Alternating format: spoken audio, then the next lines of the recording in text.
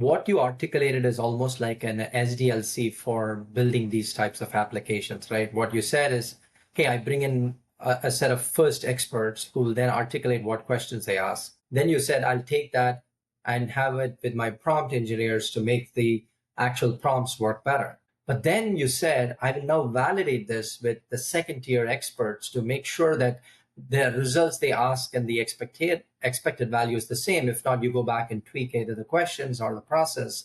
And Mhm. once you have rolled this process out through a few iterations, like an SDLC or an agile SDLC, now you're ready to roll it out for public consumption. And so you're almost putting in the human review across the board consistently with a feedback loop to make this thing get better. Is that a fair way to think about how you build this SDLC for Gen AI Yeah, development? I would say so. So there's so many iterations as you're talking about that, right? And I call these like business iterations, right? So when you first build a Gen AI solution, that to me is a technical solution.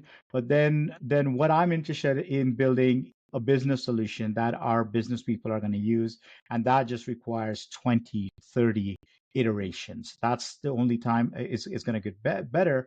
You also have to kind of think about, I mean, as you know, right? Like in terms of change management or adoption, it's very important that people actually use something, right? Right now, there's a lot of hype around Gen AI, but also people do believe that this is something that's definitely going to be a game changer, and I do believe that.